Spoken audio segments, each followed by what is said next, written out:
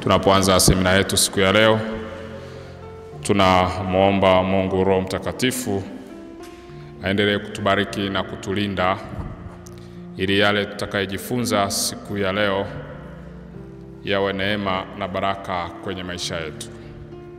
Sasa kwa hizi siku ambazo tutakuwepo hapa,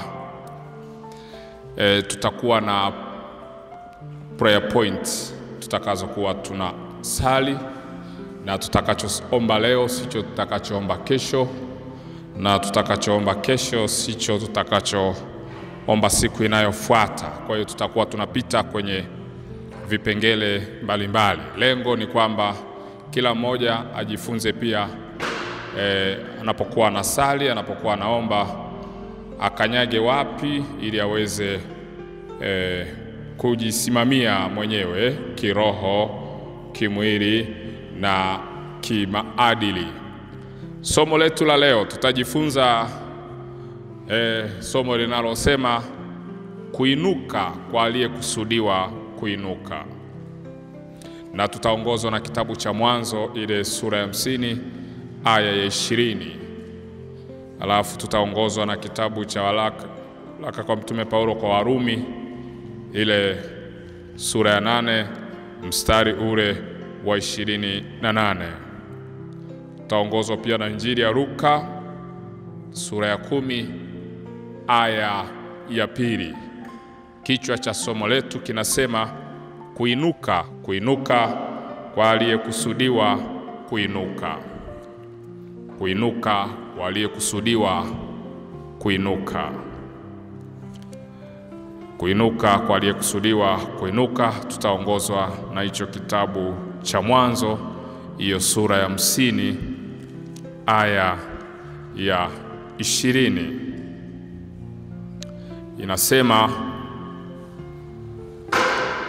nanyi kweli mlinikusudia mabaya,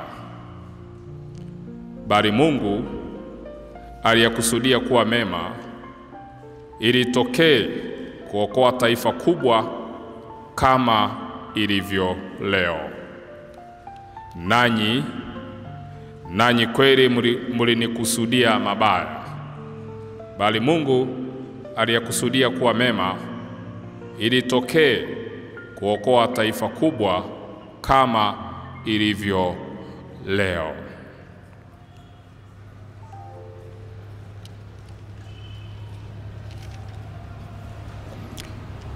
Tunataka tujifunze namna ya kuinuka kiroho na kuinuka kimwili. Wengi huwa tunatamani kuinuka kwenye maeneo mbalimbali ya maisha yetu. Naweza kuwa unatamani kuinuka kiuchumi, lakini unataka uinuke upande wa kimwili peke yake. Mwingine anataka inuke kiuongozi, lakini anataka inuke kwa upande moja tu, kimwili. Kumbe ili uinuke kwenye eneo lolote mwilini huwa ni matokeo. Lazima kwanza uinuke kiroho, na kimwili matokeo yatajitokeza. Ukisoma vizuri kitabu cha Ayubu, utagundua kwamba shetani alimtafuta Ayubu kwa muda mrefu sana, na ndipo anapoenda mbele za Mungu. Mungu anamuuliza, unatoka wapi? Shetani anasema anatoka huko duniani. Mungu anamuuliza, umemwona mtumishi wangu Ayubu? Anasema nimemuona, lakini wewe umembariki, wewe umemzingira, wewe umebariki kazi ya mikono yake, wewe umebariki mifugo yake, wewe umebariki watoto wake. Ingekuwa hujambariki, ningekuwa nimeshamdhuru muda mrefu sana. Tafasiri yake nini? Kwamba shetani alikuwa ametafuta kila namna ya kumdhuru Ayubu, lakini alikuta ulinzi wa kimungu. Maana yake Ayubu alikuwa amekuwa kiroho, alikuwa na hiyo security ya kiroho. Ni kama wafanyabiashara ambao labda wamewekeza hisa kwenye makampuni mbalimbali au kwenye hati fungani za kiserikali, kwamba unapotokea mporomoko wa kiuchumi anakuwa na akiba ambayo itamlinda baadaye. Anakuwa na uhakika kwamba pamoja na kwamba hali fulani imetokea ya kiuchumi, bado mimi na uhakika kwamba mali zangu zitaendelea kuwa kama zilivyo. Sasa wengi huwa tunatamani kuinuka kweli, na ni jambo zuri kabisa kwamba kila mmoja akatamani kuinuka kutoka mahala alipo kwenda mahala kwingine. Ni jambo ambalo ni shauku ya kila mmoja, na hata mimi natamani kwamba kila mmoja ainuke. Lakini unainuka vipi? Unainuka vipi? Ndo tunapata hili somo linalotoka kitabu cha Mwanzo kwamba ninyi mlikusudia mabaya, lakini Mungu alikusudia mema. Hawa ni ndugu wa Yusufu. Ni ndugu wa Yusufu ambao walitaka kumwangamiza Yusufu ili asifikie ndoto zake.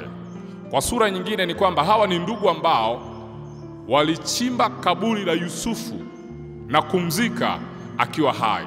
Ni ndugu wanaorudisha taarifa kwa baba yake kwamba mtoto wako ameraruliwa na simba wakali au na wanyama wakali huko porini, amekufa. Na wanaleta na ushahidi wa damu. Kwa nini? Waliua mnyama, alafu ule mnyama baada ya kuwa wamemuua, wakachukua ile damu ya yule mnyama wakapaka kwenye baadhi ya vipande vya nguo ya Yusufu, wakamletea baba yake. Na baba yake kweli akaomboleza kwamba mwanangu nimempoteza. Kwa lugha nyingine ni kwamba huyu ni ndugu ambaye ndugu zake wa damu wanamuua, lakini yeye yuko hai. Kwa nini? Walikusudia kumwangamiza kwa kile alichokuwa nacho ama kile alichokuwa amekibeba. Kwa hiyo iko hivi, kwenye kila familia unayoiona ina mtu au ina watu ambao wamebeba vitu vya ziada kwa ajili ya maisha yao na kwa ajili ya familia wanazotoka na kwa ajili pia ya nchi. Kwa mfano, Yusufu alikuwa na jukumu la kinchi. Alikuwa amebeba kusudi kubwa ambalo hata familia ingekubali kumsupport, ingenufaika yeye, kama ambavyo wamekuja kunufaika baadaye baada ya kuwa balaa la njaa limetokea. Ni mara nyingi sana watu ambao wamebeba vitu vya ziada huwa wanachukiwa na huwa hawatiwi moyo, na hili linaanzia nyumbani. Hata kabla hajaanza kuchukiwa na watu wengine, wa nyumbani ndio wanakuwa watu wa kwanza kumchukia. Wa nyumbani ndio wanakuwa watu wa kwanza kumwangamiza. Nina ushuhuda mmoja ambao huwa napenda kutoa kila ninapoenda. Kuna familia moja nimekutana na kesi ambayo imeniumiza kwa muda mrefu sana toka nilipoisikia, lakini basi nilikuja kujua kwamba ni Mungu anataka watu wajifunze. Nikutana na baba mmoja anafanya kazi kwenye taasisi za kimataifa, Is Angels. Ana miaka kama 47 kuelekea 49 hapo. Yeye ndo mkurugenzi wa ile taasisi. Amekuwa mkurugenzi wa ile taasisi kwa muda wa miaka almost 10 sasa. Kwa miaka 10. Mshahara wake kwa mwezi ni milioni 10. Mshahara wake kwa mwezi milioni 10. Wakati nakutana naye miaka 2 imepita sasa. Wakati nakutana naye alikuwa hana uwanja hata wa 500,000. Yaani wa kwake alikuwa hana uwanja hata wa 500,000 anapoweza kukuonesha kwamba hapa ndipo pa kwangu. Alikuwa hana. Sasa nilishtuka kwamba inawezekanaje mshahara wako ni milioni 10 kwa mwezi, inawezekanaje haujajenga, inawezekanaje haujafanya chochote ambacho ni chema kwenye maisha yako. Akasema ndio maana nimekufuata, hata mimi sielewi, kwa sababu walioko chini yangu wameendelea sana. Yaani unakuta ni mfanyakazi wangu ana mafanikio makubwa kuliko mimi bosi wake. Wengine wamejenga, wanaishi kwenye nyumba nzuri, wanasomesha na watoto na wako chini yangu. Lakini mimi unavyoniona hivi sina cha maana. Yule jamaa nikamuuliza, una wazazi? Akasema yupo mmoja, yupo mama yangu tu. Baba alifariki nikiwa na kama miaka 17. Nikaona kuongea na yule jamaa inawezekana haelewi mambo mengi. Nikamwambia, mama yako yuko wapi? Nikamwambia yupo kijijini. Nikamuuliza, umemjengea? Akasema, brother, ninavyokuambia kwamba sina hata uwanja wa 500,000, maana yake ni kwamba hata huyo mama mimi sijamjengea. 10 years Nikamuuliza, hela unapata zinaenda wapi? Mbia hata sielewi. Nikamwambia sawa, hebu mtafutie mamako. Baada ya miezi mitatu akawa amemuita mamake na akanitumia nauli ya ndege kutoka nilipokuwa. Kaenda nikaongea na mama yake. Nilipofika tu muda naanza kuongea na mamake akaanza kulia. Ambe, mama, sijakuita ulie, nilimuuliza tu mama unaonaje uzao wako. Niliposema tu hivyo yule mama akaanza kulia. Ambe, nimekuita tuzungumze kama mzazi, maana yake ningeweza kuongea na mtoto wako lakini nimekuita wewe. Yule mama akalia sana kwa uchungu, ikabidi nimwache alie kwanza. Akasema, naumia sana. Kwa nini naumia? Kwa sababu huyu mtoto wangu ndo nilitegemea kwamba angekuwa ameniokoa sana, angekuwa amewasaidia na wadogo zake, lakini ndo hivyo, hana hili wala lile. Kwa hiyo kwao wamezaliwa 4, wote ni watoto wa kiume. Mdogo wake wa pili anayemfuata huyu mkurugenzi ni daktari bingwa wa mambo ya neuro, easy nerves, yuko Canada, ana miaka 40, ni mlevi hatari, hajaoa. Ambieni na huyu, bora huyu ameoa, lakini pamoja na kuoa kwake hana chochote ambacho amekifanya kwenye maisha yake. Haya, mdogo wake ndo huyu anafanya kazi huko Canada, amekatalia huko. Tukimwambia aoe hawezi kusikia, ni analewa mpaka anachanganyikiwa. Mdogo wao wa tatu alikuwa amemaliza chuo kikuu cha UDOM, naye amepewa mitaji karibia mara 3, anafilisika. Mdogo wao wa mwisho yeye hajasoma, alikataa shule, kwa hiyo ndo anaishi na mama yao kijijini. Nikawa sielewi kwamba kwenye hii familia kuna nini. Kusoma wamesoma, lakini mbona kwenye eneo la kiuchumi wako watupu sana. Nikamwomba yule mama anipe historia ya mume wake. Yule mama akaniambia kwamba niliolewa kwenye familia ambayo baba mkwe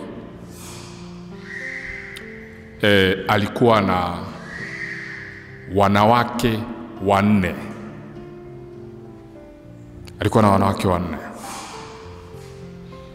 Na ile familia ilikuwa ni familia maskini sana. Sasa mume wangu ambaye ni marehemu ndo alikuwa mtoto wa kiume aliyekuwa ameanza kuleta heshima kwenye ile familia. Mume wangu ndo alikuwa ameanza kuleta nyota ya utajiri kwenye ile familia. Lakini mume wangu alikufa kifo ambacho sio cha kawaida. Nikamuuliza, kwani huwa kuna kifo cha kawaida na kisicho cha kawaida? Akasema sicho cha kawaida. Kwa sababu gani? Wakati marehemu mume wangu anafariki, tulikuwa tunajenga ghorofa.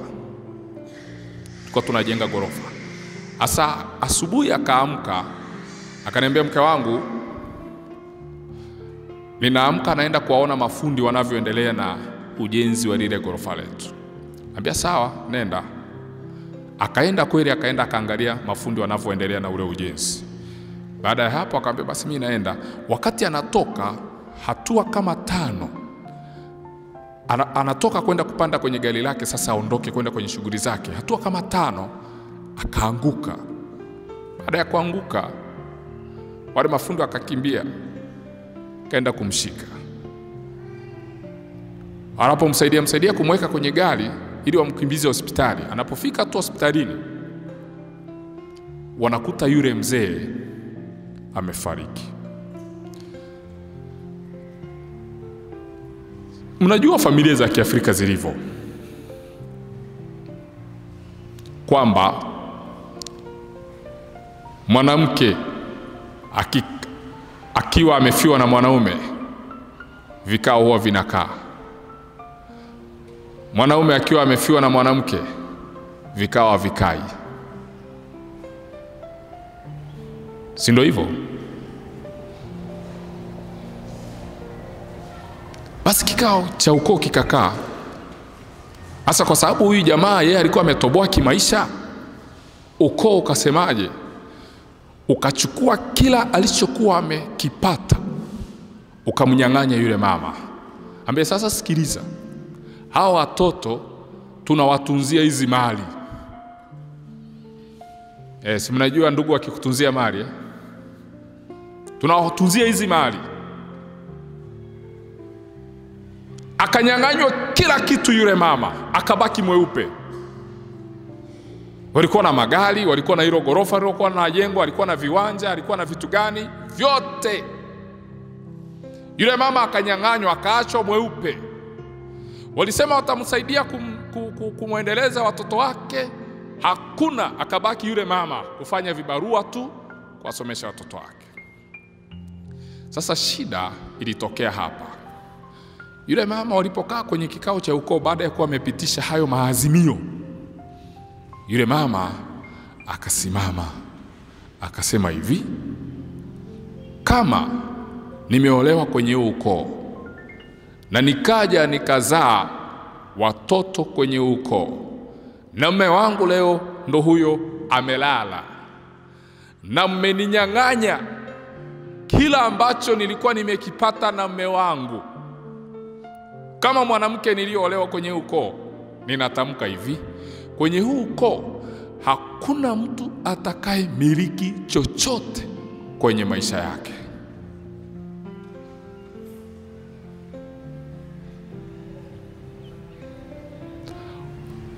Wote mtatafuta, mtakosa. Akamaliza. Sasa kosa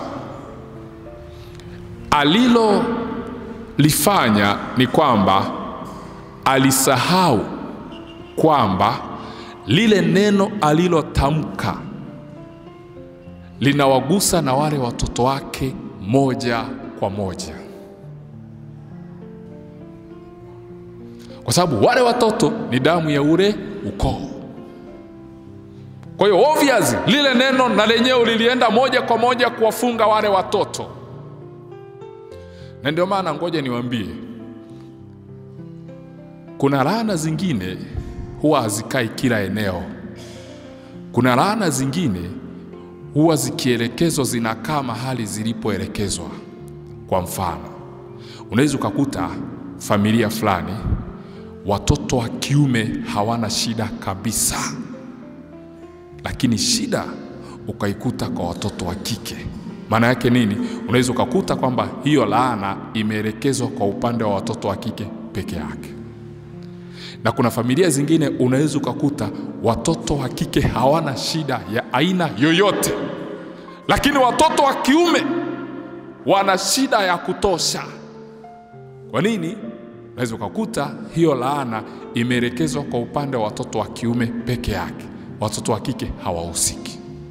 Na unaweza ukakuta sasa sehemu nyingine kwenye upande wa kielimu, hiyo familia haina shida kabisa kwenye eneo la elimu, lakini unakuta hiyo familia ina shida kwenye eneo la kiuchumi. Unaweza ukakuta familia nyingine haina shida kwenye eneo la uchumi, lakini ina shida kwenye eneo la uzao. Sasa angalia, huyu mama hii laana alipoitamka, alitamka ikaenda ikakaa kwenye eneo la uchumi. Mambo mengine yote mtafanya, lakini hamtakuwa na uchumi imara hata mfanyi chochote mnachoweza kukifanya kwenye maisha yenu. Kwa hiyo ikaenda ikakaa kwenye hiyo engo ya kiuchumi. Haikuwazuia kusoma ile laana. Ndio maana amesoma mpaka amepata kazi. Angalia, hii laana pia haikuwazuia kupata kazi. Kazi walikuwa wanapata, lakini iliwazuia kumiliki au kufaidi matunda ya kazi walizokuwa wanafanya. Kwa hiyo shida ya huyu baba sio kwamba hafanyi kazi au hatamani na yeye apate mafanikio mazuri. Shida ya huyu aliyekuwa mkurugenzi, huyu kaka ni yeye waambie hadithi yake.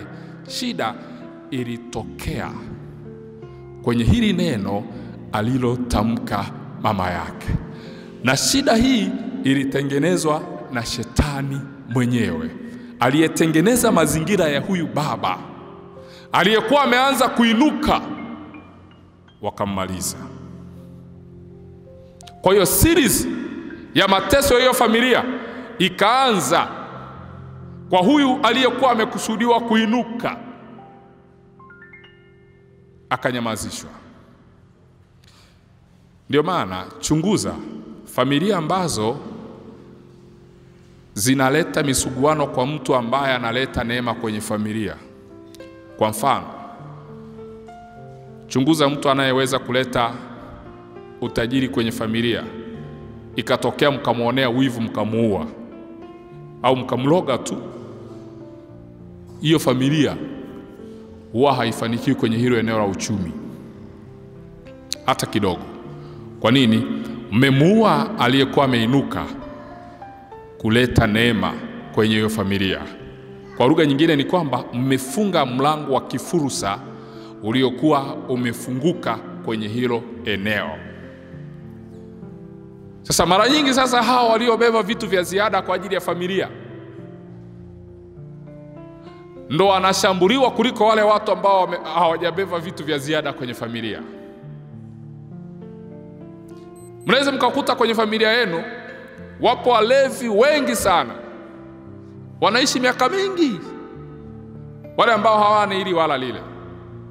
Lakini angalia yule mtu ambaye ana uchungu na familia yake miaka anayoishi.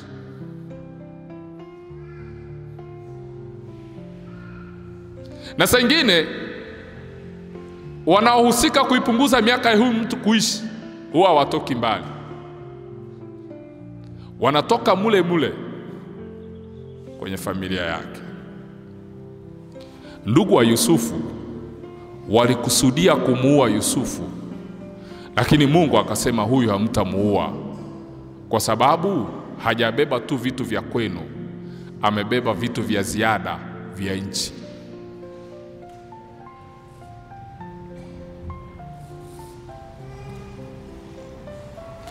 Baadaye wanakuja kumpigia magoti Yusufu. Baadaye wanapata njaa, wanamkimbilia Yusufu. Ndio hivyo hivyo kwenye familia zetu. Wale ambao huwa ni tegemeo wanapigwa vita, lakini nafika point hakuna yoyote anayeweza kufanya maendeleo tofauti na wale. Wanaanza kutafutwa, njooni mtusaidie. Lakini ni hao unakuta wamepigwa vita usiku na mchana. Kwa na rafiki yangu mmoja pale Dar es Salaam, ni mfanya biashara, ametokea maeneo ya Moshi, na alifika Dar es Salaam kwa kupanda marori miaka hiyo. Amefika Dar es Salaam, hana hata mahala pa kufikia, akawa tu analala stendi. Kwa hiyo akawa siku moja akawa anatafuta kazi, akapata kazi ya kuuza duka kwenye moja ya mtu aliyemwamini. Akamwambia basi weka hapo, takuwa na kulipa. Kwa hiyo akaanza kufanya kazi ya kulipwa ya kuuza duka. Kule kwao ameondoka, amewaacha dada zake na wadogo zake, maisha magumu sana. Akaenda kujitafuta huko Dar es Salaam. Ikafika mahala Mungu akamsaidia, akainuka, akafungua duka lake, kwa sababu alikuwa ameshapata uzoefu baada ya kuuza duka la mtu kama miaka 10. Kwa hiyo akawa ameshapata uzoefu na amejikusanya. Kwa hiyo akafungua duka lake. Mungu akamsaidia, akafungua na duka la pili.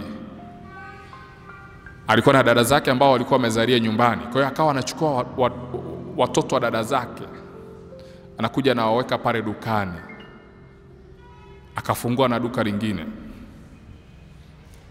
Akawaita wale watoto wa dada zao ambao walikuwa wamezalia wote nyumbani, akawaita, akamwambia njooni. Akawa anawaweka kwenye maduka ambayo amefungua. Dada yao mkubwa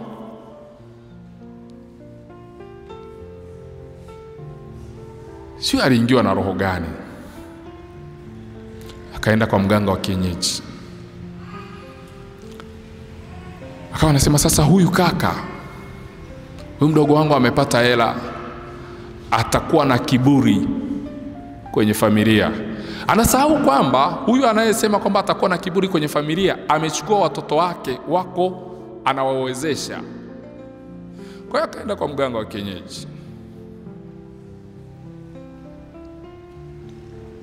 Kamwambia, tunataka arudi awe kama sisi. Maana yake anataka filisike. Unajua siku zote roho ya umaskini huwa ina tabia ya mfanano. Ndio maana leo kama una rafiki yako ambaye hajiwezi, leo ukipata utaona anajiengua yeye mwenyewe kutoka kwenye saiko ya maisha yako. Kwa nini? Siku zote roho ya umaskini huwa inataka ulinganifu. Yaani inataka kama ni kulingana, mlingane tu. Kwa hiyo huyu dada yake mkubwa akaenda kwa mganga wa kienyeji. Aenda akamwambia, nataka hayo maduka yote anayotamba naye huko Dar es Salaam yote ayafunge. Kweli? Yule mganga akaenda akampa dawa, akamwambia, sasa kama unaweza nenda Dar es Salaam. Nenda tu kama unaenda kumsalimia.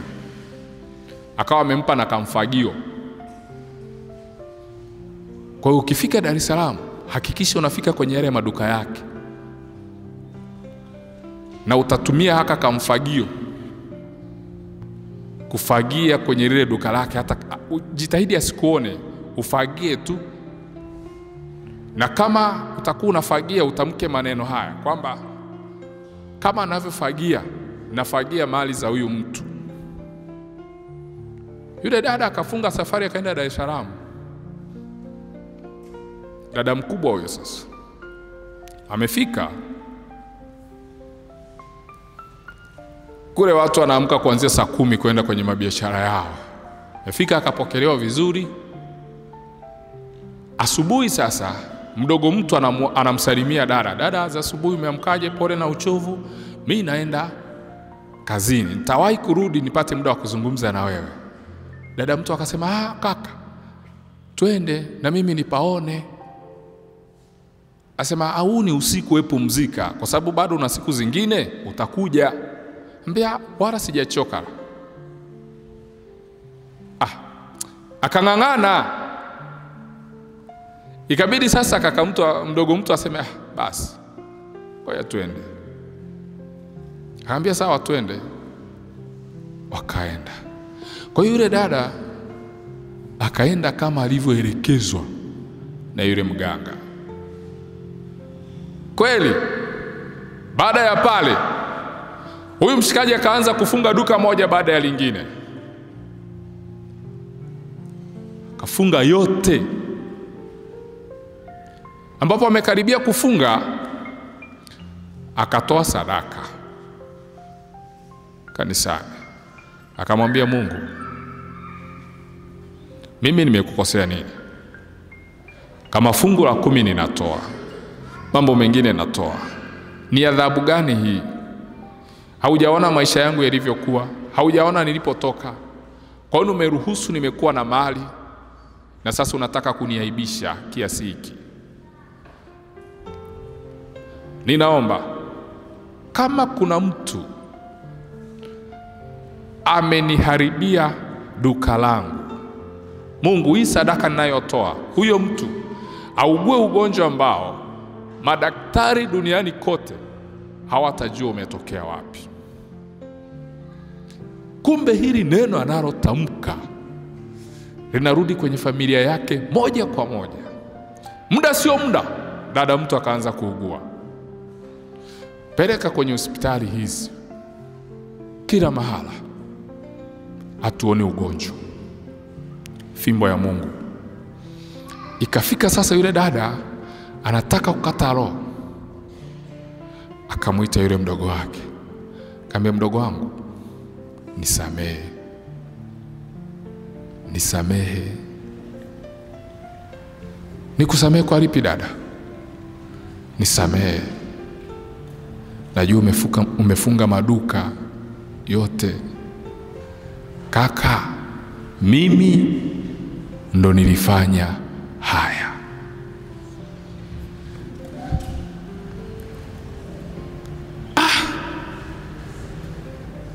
Ndo ulifanya kiasi hiki dada? Unataka niwabebeje? Unaona tumezaliwa kwenye familia maskini. Unaona umezalia nyumbani, watoto wako nimewachukua na waendeleza kielimu. Lakini bado unanifanyia haya.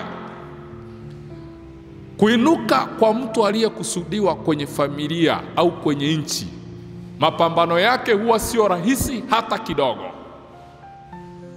Na uko ameshasali kwamba Mungu, ninaomba kama kuna mtu amehusika kuniharibia hii biashara, huyu mtu augue ugonjwa ambao hatapona. Na kweli hakupona, alifariki yule dadake. Ndo basi huyu mwamba baada ya kujua kwamba shida imetokea kwenye eneo gani, ikabidi aingie kwenye maombi ya rehema ya kumwomba Mungu msamaha. Mama, Mungu nisamehe. Sikujua kwamba ni dada yangu, lakini nimeumia. Kwa hiyo akarudi kujitafuta. Washikaji tukamchangia, akarudi kwenye game. Kaendelea kwenye biashara zake. Kwa hiyo ikiwa unataka uinuke au unataka kuwa mkombozi kwenye familia yako au kwenye nchi au kwenye taasisi, jambo moja unatakiwa kujua kwamba gharama unayotakiwa kuilipa ni kubwa kuliko gharama ya mtu mwingine yeyote kwenye familia. Kama Mungu amekuchagua kuwa mkombozi wa familia yako, ujue kwamba gharama utakayoilipa itakuwa ni gharama ya tofauti kabisa na gharama ambayo ndugu zako watalipa. Gharama ambayo Yusufu alilipa ilikuwa ni gharama kubwa sana kuliko gharama ambayo ndugu wa Yusufu waliilipa. Mateso ambayo Yusufu aliyapitia, hakuna mwanafamilia wa mzee Yakobo aliyepitia yale mateso. Aibu ambayo Yusufu aliipitia, hakuna mwanafamilia wa mzee Yakobo aliyepitia ile aibu ambayo Yusufu aliipitia.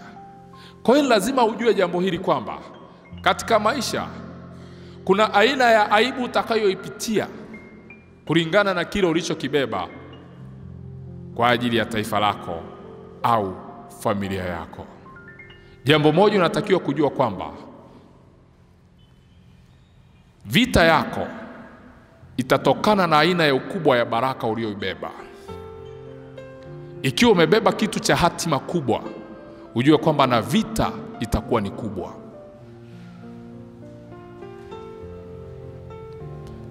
Ndio maana kwenye kila level ya maisha ya mwanadamu huwa kuna vita mpya. Vita alionayo mtu anayemiliki bilioni 10, hiyo vita ni tofauti na mtu anayemiliki milioni 100.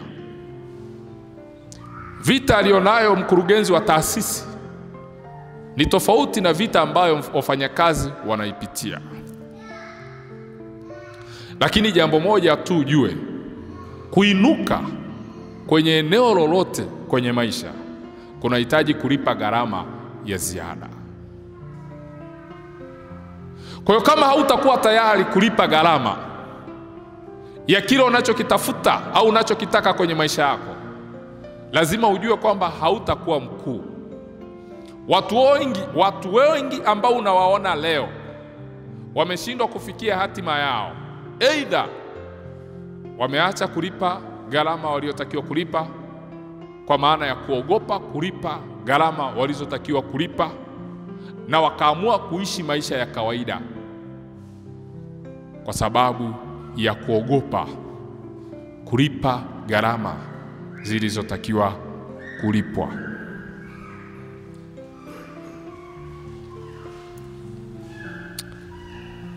Mwokozi yeyote wa familia anapokuwa amebeba hatima kwa ajili ya kuokoa familia yake, badala ya kumpiga vita, unatakiwa kumwombea. Jambo moja tu ambalo jamii nyingi za Kiafrika zinalifanya ni kwamba yule ambaye amebeba msaada wa kifamilia ndiye huwa anashambuliwa kuliko yule ambaye hajabeba gharama za kifamilia. Yule ambaye amebeba neema ya familia ndo huwa anachukiwa kuliko yule ambaye hajabeba neema ya familia.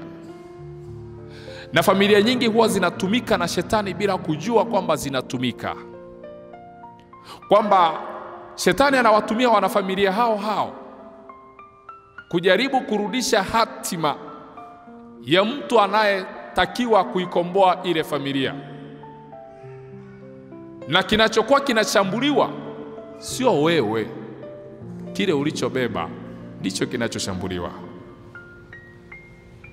Lakini ukichukua kawaida kwamba mimi ndo nashambuliwa, utakosana na mtu kwenye kila familia. Lakini ukijua kwamba kinashambuliwa kile nilichokibeba, unaweza ukasurvive. Ngoja niwaambie kitu. Kuna watu ambao kama walivyo ni taasisi. Yaani kuna watu kwenye maisha yao ni taasisi, kwa maana ya kwamba vitu walivyovibeba kwenye maisha yao ni vitu vya kitaasisi. Kwa mfano, tunapomzungumzia Mwalimu Nyerere, alikuwa ni taasisi. Tunapomzungumzia Nelson Mandela, alikuwa ni taasisi. Tunapomzungumzia Bikira Maria kwenye Biblia, ni taasisi. Tunapomzungumzia Ibrahim, ni taasisi. Tunapomzungumzia Yakobo, ni taasisi. Tunapolizungumzia kanisa Katoliki, ni taasisi. Tunapomzungumzia askofu, ni taasisi. Tunapomzungumzia labda hayati Reginald Mengi, ni taasisi. Kwa hiyo kuna watu ambao ni taasisi.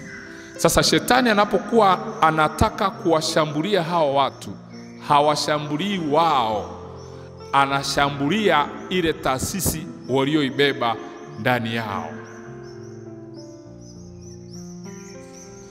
Kuna watu wengine ni taasisi, kwamba kuna mtu ambaye ni mmoja tu lakini anairisha nchi nzima kupitia taasisi yake.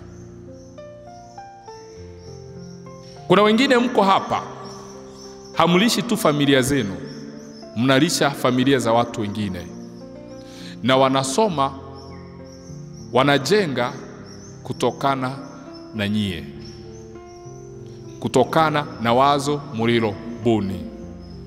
Sasa shetani anapogundua kwamba huyu mtu sio tu mtu peke yake, huyu mtu ni taasisi, lazima ujue kwamba kama umebeba vitu vya kitaasisi ndani yako, hata vita utakayokutana nayo ni vita vya kitaasisi. Tumsifu Yesu Kristo. Kuna mtu kama mtu na kuna mtu ambaye ni taasisi. Sasa ikiwa wewe ni taasisi, vita utakayokutana nayo itakuwa ni vita ya kitaasisi, sio vita ya mtu kama mtu. Na kuna wale watu ambao wao sio taasisi, yani ni mtu kama mtu. Kwa hiyo hata huyo vita yake atakutana nayo mtu kama mtu, lakini hatakutana na vita vya mtu ambaye amebeba vitu vya kitaasisi ndani yake. Yusufu alikuwa anakutana na vita vya kitaasisi, na ndio maana hata anapofika Misri anaenda kwenye nyumba ambayo ilikuwa kwenye mfumo wa kitaasisi. Anaenda kufanya kazi kwenye nyumba ya mkuu wa jeshi la polisi kwa wakati ule. Anaenda kwenye nyumba ambayo ni nyumba ambayo aliyeko humo ni mtu ambaye ni taasisi au anaongoza taasisi. Anapotoka hapo anaenda gerezani, eneo ambalo ni taasisi. Kwa nini? Vita yake ilikuwa ni vita vya kitaasisi. Anapotoka hapo anaitwa na taasisi. Farao alikuwa taasisi. Pia kwa sababu nimeota ndoto na umeitafasiri, sasa ninakuweka kuwa waziri mkuu. Kwa nini anamweka kuwa waziri mkuu? Kwa sababu Yusufu alikuwa amebeba vitu vya kitaasisi, na Yusufu mwenyewe alikuwa ni taasisi. Kwa hiyo ilikuwa rahisi kuingia kwenye mfumo wa kuongoza taasisi kubwa kama waziri mkuu wa nchi ya Misri wa wakati ule.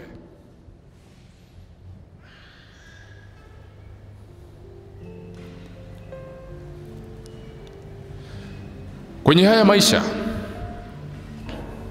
jambo moja unatakiwa kulifahamu ni kwamba hautakubalika na kila mtu. Ukifahamu hili kwamba hautakubalika na kila mtu, litakusaidia. Hata watendee watu mema kiasi gani, hautakosa watakaoona dosari kutoka kwenye maisha yako. Lakini kuona kwao dosari kusikufanye ufikiri kwamba hauna cha maana ulichokibeba. Mti wenye matunda mazuri ndio unapigwa mawe, na hata mti mwingine ambao hauna matunda wakati mwingine unapigwa mawe, kwa sababu unaweza kukuta juu yake kuna nyoka. Kwa hiyo Mungu akusaidie uelewe kwamba chochote utakachokutana nacho kwenye maisha, kama kinakufurahisha wewe na kinamfurahisha Mungu na jamii, kifanye, hata kama utakutana na upinzani wa aina gani. Nilichojifunza kutoka kwa Yusufu ni kitu kimoja. Yusufu pamoja na kuumia kote, hakuweka kinyongo kwa ajili ya ndugu zake. Watu wengi tunapogundua kwamba ndugu yangu ndo mtu wa kwanza kunipiga vita, wengine huwa tunapunguza kutoa misaada kwao. Kama Mungu amekubebesha vitu vya kitaasisi ndani yako, hata kama ndugu zako watakupiga vita, wewe ni taasisi, bado wasaidie. Lakini jambo moja tu natakiwa kulifahamu: kufanikiwa kwako hakutakuwa rahisi sana kama unavyofikiria. Lazima upitie hatua ambazo zitakuhitaji kulipa gharama, na hizo gharama zitakuwa na lengo moja tu la kukufundisha namna ya kuishi na binadamu wema na wabaya. Wapo watakaoona wema wako na kukupongeza, na wapo ambao pamoja na wema wako utakaowasaidia, bado watakuwa mstari wa mbele kukuponda, kukuchukia, kukuzushia na kukutangaza vibaya. Lakini hilo lisizuie kile ambacho Mungu amekiweka ndani yako kuzima kama mshumaa. Kwa hiyo shetani anatumia maumivu wanayopitia watu kwenye maisha yao kama silaha ya kuwanyamazisha wasiendelee kupigania kile walichokibeba kwenye maisha yao kwa ajili yao wenyewe, familia zao, taifa lao na dunia kwa ujumla. Maumivu yoyote unayoyapata kwenye maisha yasigeuke kuwa silaha ya kukuumiza na kukurudisha nyuma. Maumivu yoyote ambayo umewahi kuyapitia na utakayoyapitia hapo baadaye, badala ya kuwa ukuta kwenye maisha yako, yawe elimu au daraja la kukusaidia kupiga hatua nyingine inayofuata mbele. Kuinuka kwa waliokusudia kuinuka. Inawezekana huwa ni kawaida ya shetani kwamba anapoona umebeba kitu cha ziada, anaweza akasababisha ukawa na mapungufu mengi sana, na hayo mapungufu yakawa kikwazo cha wewe kuinuka.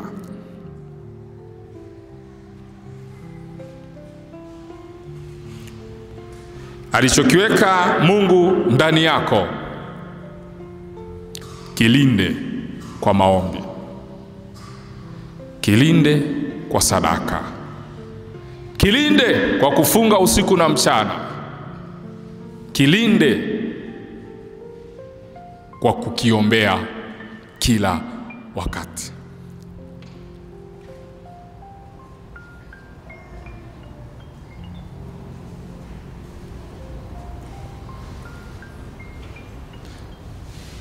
Nilikutana na dada moja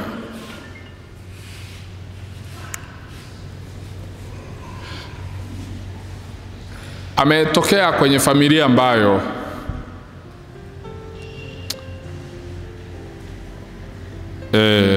kule Ukuriani kule, naweza kukuta mama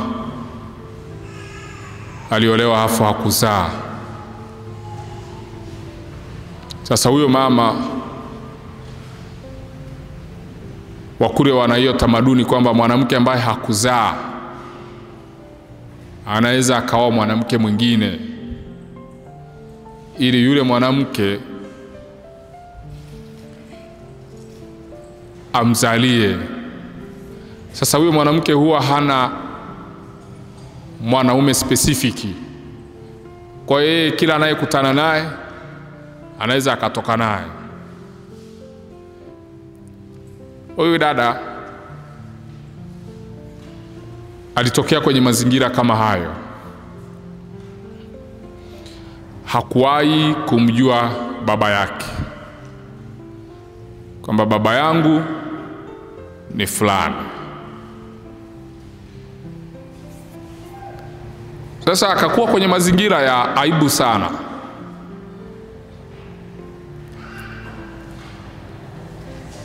Akawa anasikia maneno mengi sana toka akiwa mdogo ambayo yalikuwa yanamuumiza moyo. Sangine akienda shuleni anasikia watoto wenzake wanaongea juu ya baba. Akija nyumbani akamuuliza mama, baba yeye yuko wapi, aliendaga wapi? Mama hana jibu zuri. Siku moja akawa anapita jirani na mji ambao huo mji ulikuwa na baba, ulikuwa na mama, ulikuwa na watoto. Sasa akapita yule mama, alikuwa anamgombeza mtoto wake wa kike ambaye alikuwa amefanya kosa.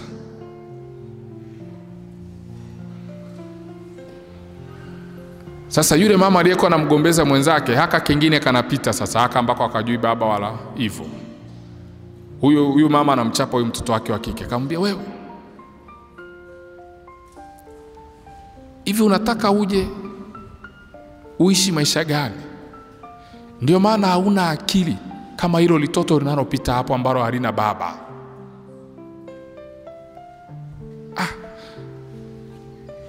Ananiambia alikuwa na miaka kama 14 hivi. Jambo lile lilimuumiza sana. Na kwenye ulimwengu wa kiroho, shetani anaweza akaona ulichokibeba kabla ya wewe kuona ulichokibeba.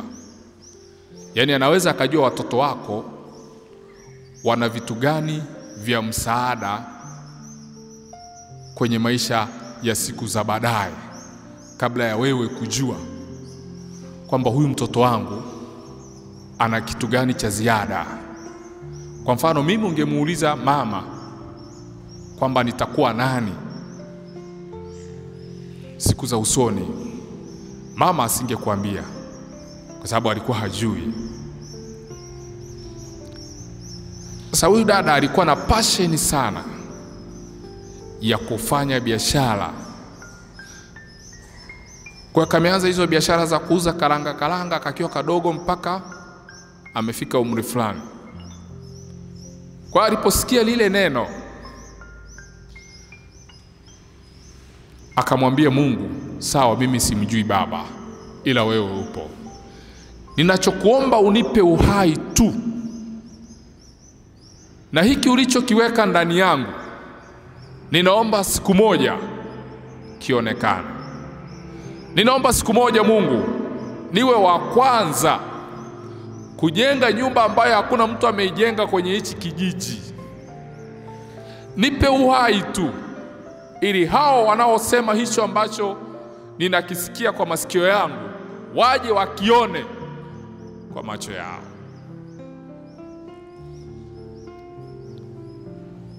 Yule dada kweli akafika form 4, akaenda, matokeo hayakuwa mazuri, akaenda kusoma chuo cha utalii na vitu gani, ameenda amefanya kazi ya tour guide yuko porini na vitu gani, akapata mfadhili. Yule mfadhili akampa mtaji na vitu gani hivyo. Yule dada kwa sababu alikuwa anajua anakoenda, akainuka. Navyozungumza hivi, yule dada ana mtaji usiopungua bilioni 5 kwenda juu, na amejenga nyumba kubwa sana pale kijijini kwao. Na yule mama aliyemtukana lile tusi bado yupo. Ninachotaka kusema ni hiki: maji machafu huwa hayazuii mimea kukua. Maneno ya watu machafu yasikuzuie kukua. Uongo wa watu usikuzuie kukua. Chuki za watu zisizuie kukua. Wivu wa watu usikuzuie kukua. Ikiwa unajua alichokiweka Mungu ndani yako, amini kwamba hicho alichokiweka Mungu ndani yako kitafika salama, na kitafika tu endapo hautakata tamaa. Hakuna aliyekata tamaa akafanikiwa. Ikiwa unataka kuinuka kama mkuu kwenye familia yako, uwe tayari kulipa gharama yoyote itakayopita mbele yako ili ufike pale ambapo Mungu anataka ufike. Tumsifu Yesu Kristo.